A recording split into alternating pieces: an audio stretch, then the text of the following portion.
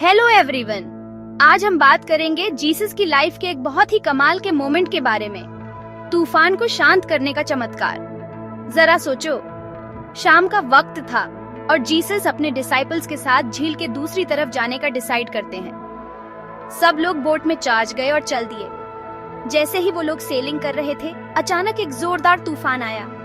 तेज हवा चल रही थी और ऊंची ऊंची लहरें बोट से टकरा रही थी, जैसे बोट डूब ही जाएगी। लेकिन पता है क्या हुआ?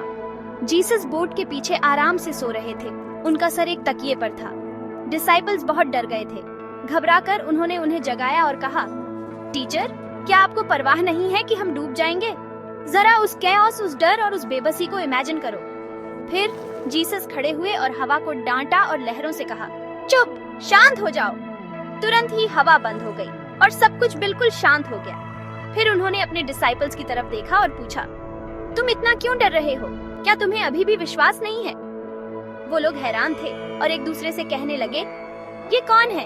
हवा और लहरें भी इसकी बात मानती हैं। यह चमत्कार सिर्फ एक हिस्टोरिकल बात नहीं है, यह हमें याद दिलाता है कि जीसस के पास कुदरत पर कितना पावर है।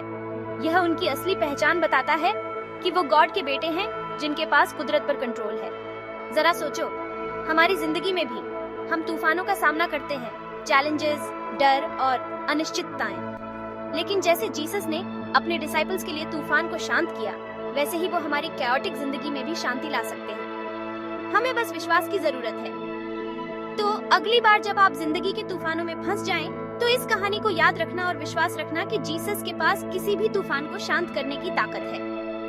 उनकी शांति हम सब के लिए है, चाहे समुद्र कितना भी उफान पर क्यों ना हो।